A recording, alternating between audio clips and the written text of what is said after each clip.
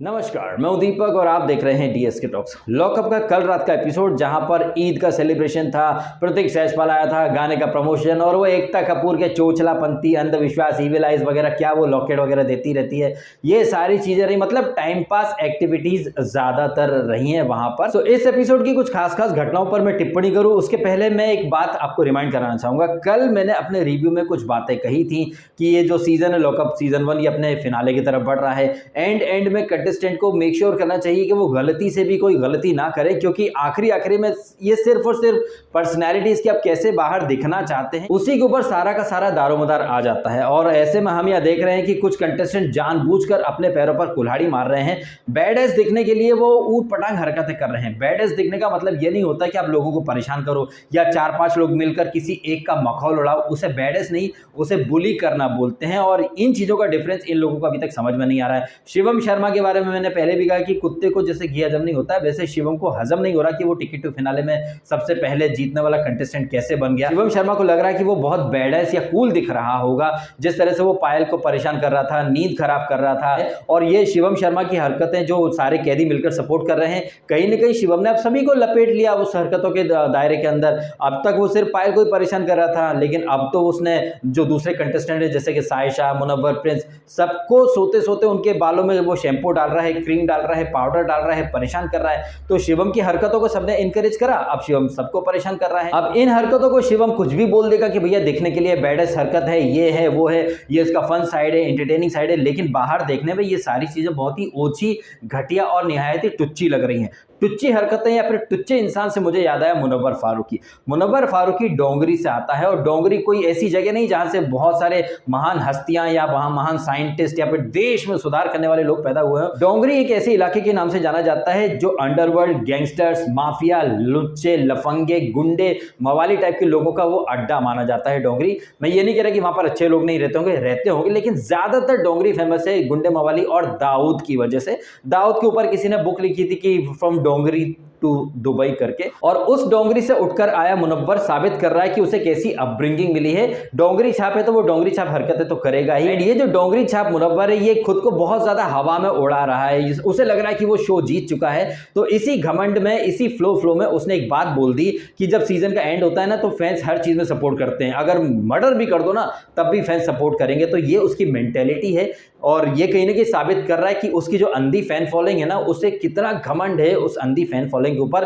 तो ये एक जो स्टेटमेंट दिया है मुनव्वर फारूकी ने कि अगर मर्डर भी कर दो तो फैन सपोर्ट करेंगे, तो ये उसकी रियल अपब्रिंगिंग और इसकी ट्रू साइड दिखाता है। और ये चीज कहीं ना कहीं उसने एक सच्चाई भी कबूल कर ली है। आप देख लीजिए ना, अब जैसे मुनव्वर फारूकी जिस लॉबी से आता है वहां पर आतंकवादियों का भी सपोर्ट कर दिया जाता है। सो ऐसा नहीं कि मुनव्वर फारूकी ने कुछ झूठ बोल दिया है, ये उसने एक सच कबूल किया है इतने बड़े ओटीटी प्लेटफॉर्म के ऊपर कि उसके जो फैंस है वो एक मर्डर को भी जस्टिफाई और सपोर्ट करने का दम रखते हैं। आप देख लीजिए ना, आए दिन मेरे वीडियो के नीचे लोग कमेंट करा करते थे कोरोना के टाइम पर कि भैया देखो कितने लोग मर गए, ये मर गए, वो मर गए, लेकिन उसी टाइम पर ओवैसी ने एक वो स्वामी नरसिम्हानंद के ऊपर एक फतवा इशू कर दिया था सर तन से जुदा।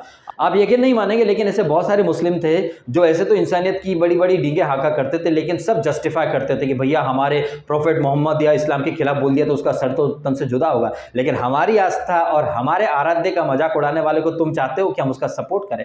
तो ऐसे जो लोग हैं ना जो इंसानियत की डींगे हाँकते हैं लेकिन सर तन से जुदा के फतवे को जस्टिफाई करते हैं, तो वो लोग तो मर्डर को ऑब्वियसली सपोर्ट कर ही देंगे। तो उसी लॉबी और उसी कम्युनिटी से आता है ये जिहादी मुनव्वर जो ओपनली कह रहा है कि भैया मर्डर को भी लोग सपोर्ट कर देंगे। तो उसकी लॉबी में या उसकी कम्युनिटी में ऐसा होता होगा। एंड कोई आश्चर्य की बात नहीं कि मुनव्वर के ब्लाइंड फैंस आए इस वीडियो के नीचे जस्टिफाई करने मुनव्वर के उस स्टेटमेंट को। एक्चुअली हम लोगों को या फिर बीजेपी के लोगों को अंधा भक्त बोल दिया जाता है, लेकिन एक्चुअली में मुनव्वर के फैंस या फुद्दू फटरीना के फैंस वो नेक्स्ट लेवल अंध भक्त है। हर कोई फुद्दू फटरीना को और हर कोई इस जिहादी मुनव्वर को डिफेंड करने में लगा हुआ है, जबकि वो सब जानते हैं कि फुद्दू फटरीना भी एक नंबर की फेक है और ये गर्दुल्ला मुनव्वर एक नंबर की आतंकवादी मेंटेलिटी का इंसान है जो मर्डर को भी सपोर्ट जस्टिफाई करने वाली बातें कर सकता है। तो आप समझ जाइए कि उसके परिवार में उसे क्या शिक्षा मिली होगी। अब ऐसे लोगों को मैं मदरसा छाप जिहादी बोल दूं तो फिर मैं क्या गलत बोलता हूं? जिनकी मेंटेलिटी वही डोंगरी में दाऊद टाइप की मेंटेलिटी, तो ऐसे लोग समाज के लिए भैया बहुत बड़ा बड़ा खतरा है, मैं तो ये मान करके चलता हूँ। मैं तो शुक्रिया अदा करना चाहूँगा लॉकअप की टीम का, जिन्होंने ये सारे सीन दिखाए, एडिट नहीं किए।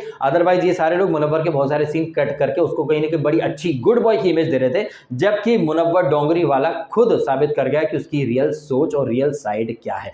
तो इस एपिसोड में ये कुछ खास चीजें रही हैं, ये शिवम की अफलातून हरकतें, और वो प्रतीक सहजपाल आता है अपने गाने का वो प्रमोशन करता है, घर वालों को कहीं ना कहीं लड़ाने या इंस्टिगेट करने की कोशिश भी करता है कि भैया आप बताओ कौन डिजर्व नहीं करता, कौन डिजर्व करता है। एंड आप सुपर 7 हो तो मैं यहाँ पर 2 लोगों को लॉकेट दे रहा हूँ, 4 लोगों के लिए एकता मैडम ने लॉकेट भेजा है तो 6 लॉकेट है, एक इंसान के लिए लॉकेट नहीं है, वो बाहर होगा। तो यहाँ पर ड्रामा बिल्ड करने की कोशिश की गई, कुछ और नहीं है, टाइम पास एक्टिविटी थी और कुछ नहीं। हम यहाँ पर एक चीज और देखते हैं कि पायल और अज़मा का पैचअप वगैरह हो चुका है, दोनों दीवार पर एक दूसरे के लिए लव यू लिखते हैं, दोस्ती इनके अंदर वापस से पनपे।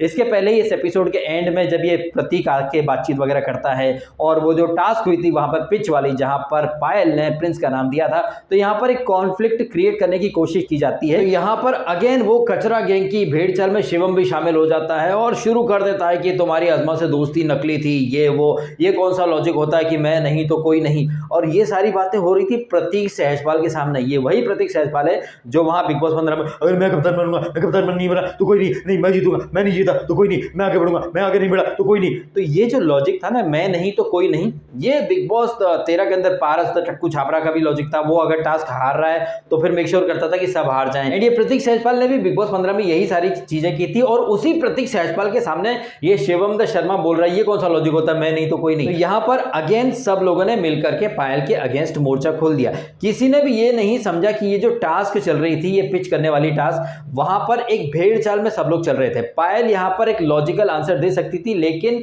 वो हावली वावली हो गई, इस चक्कर में वो कुछ एक्सप्लेन नहीं कर पाई। जबकि पायल के पास ऑलरेडी एक वैलिड रीजन था, वो चाहती तो बोल सकती थी भैया कि ये प्रिंस 4 दिनों से चिल्ला रहा था कि एहसान किया, आपको आगे बढ़ाया, तो मैं वहां पर उसका एहसान चुका रही थी, इसलिए मैंने अज़मा का नाम नहीं दिया। हालांकि वो अज़मा से बोलती कि आपने भी तो वहां पर अपना थॉट प्रोसेस चेंज कर लिया। वो एक चीज और बोलती कि भेड़ चाल चल रही थी, सब एक दूसरे के दोस्त यार को आगे बढ़ा रहे थे, इसलिए मैंने वहां पर अपने दोस्त को साइड में रख करके प्रिंस को आगे बढ़ाया। और प्रिंस को क्यों आगे बढ़ाया, इसके सपोर्ट में वो ये बोल सकती थी कि ये बड़ा एहसान की पीपीटी बजा रहा था, ले भाई नहीं चाहिए था एहसान। बट जैसा कि इस लॉकअप में हमने देखा है कि पायल के मुंह से कुछ निकले, इसके पहले सब लोग एक अलग अलग तरह का वहां पर माहौल रच देते हैं। फिर एक जो बात शुरू होती है वो कहीं से शुरू होती है, जाना था जापान पहुंच गए, चीन वाला फंडा हो जाता है। तो सब लोग मिलकर एक ऐसा शब्द पकड़ लेते हैं, उसके ऊपर पूरा एपिसोड ये लोग रन कर देते हैं, और ये लोग भूल जाते हैं कि ये सब करके कहीं ना कहीं ये लोग खुद को बैडेस नहीं, एक नंबर का बेवकूफ साबित कर रहे हैं। क्योंकि बैडेस की डेफिनेशन ये नहीं होती कि 5 लोग मिलकर के किसी एक को टारगेट करो, और बाहर जो तस्वीर आती है ना उसमें यही दिखता है कि एक अकेले इंसान को टारगेट करने के लिए 5-5 लोगों को आना पड़ रहा है। इट मींस वो जो अकेला इंसान है वो इतना तगड़ा है, इतना अंदर से मजबूत है, इतना प्योर बैडेस है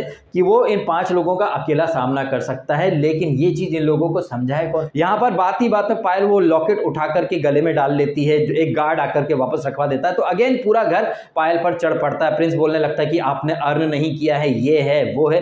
अगेन यहाँ पर पायल वर्सेस ऑल हो गया, और अब तक ये लोग नहीं समझ रहे हैं कि जितना ये लोग पायल की हर चीज को इंपॉर्टेंस देंगे, जितना ये लोग मिलकर पायल के ऊपर गैंगअप करेंगे, उसे बुली करेंगे, वो ही उतनी ज्यादा अच्छी देखेगी। अब हो सकता है ये चीज ये लोग जानबूझ के करें, क्योंकि प्रिंस तो एक स्क्रिप्ट के तहत आया है। अब प्रिंस के गेम को ये लोग नहीं समझ पा रहे हैं। जैसा कि मैं पहले भी बोल चुका हूं प्रिंस के बारे में कि प्रिंस एक चमचा है, और जिस बर्तन रूपी झुंड के अंदर वो बैठा है ना, वो उसी झुंड को, उसी बर्तन को खाली करने पर तोला हुआ है प्रिंस। लेकिन प्रिंस की इस रियल गेम को कोई नहीं समझ पा रहा है। प्रिंस कहीं ना कहीं भले ही वो कितना भी लड़ ले पायल से, लेकिन वो जो हरकतें कर रहा है ना, वो कहीं ना कहीं उन सारी हरकतों से पायल को ही बहुत ज्यादा इंपॉर्टेंस मिल रहा है, और पायल ही उभर के और ऊपर आ रही है। अब ये शिवम कितना भी तांडव कर ले, या फिर मुनव्वर, अंजलि, आसमा, ये जितना मिल करके पायल के पीछे पड़ते हैं, इस सबसे जो तस्वीर उभर के बाहर आ रही है वो यही आ रही है कि सबको कहीं ना कहीं फुटेज, इंपॉर्टेंस या स्क्रीन टाइम पायल से ही चाहिए। पायल कुछ भी करती है तो सबको बहुत ज्यादा प्रॉब्लम हो जाती है, लेकिन शिवम ये जो हरकतें कर रहा है सब उसे ब्लाइंडली सपोर्ट कर रहे हैं, जस्टिफाई कर रहे हैं। आप देख लीजिए दोगलापन।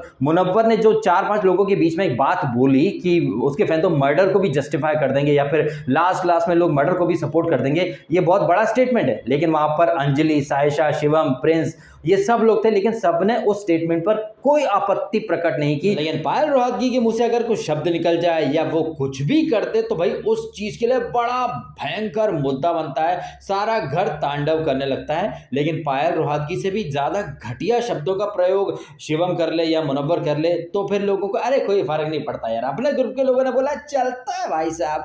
तो ये जो दोगलापन है, ये जो हिपोक्रेसी है ना, वो भी सीजन के लास्ट में ये जो कंटेस्टेंट निकाल रहे हैं, इससे इन कंटेस्टेंट का ही नुकसान होने वाला है। लेकिन मैं जानता हूं कि अंदर वो कंटेस्टेंट और बाहर उनके अंधे भक्त, अंधे फैंस इन सारी चीजों को ब्लाइंडली डिफेंड करेंगे, जो अपनी आंखों के ऊपर अंधभक्ति का ऐसा पर्दा डाल करके बैठे हुए हैं कि उन्हें सच नहीं दिख रहा है कि मुनव्वर कितना बड़ा वाला लुक्खा है। चलिए वीडियो खत्म करता हूं, बहुत सारे मुनव्वर के लुक्खे आते होंगे नीचे भौंकने, उन्हें बिस्किट भी डालने पड़ेंगे मुझे अभी। चलिए वीडियो खत्म करता हूं, अपने समय निकाला, वीडियो देखा, आपका बहुत बहुत धन्यवाद, थैंक यू सो मच।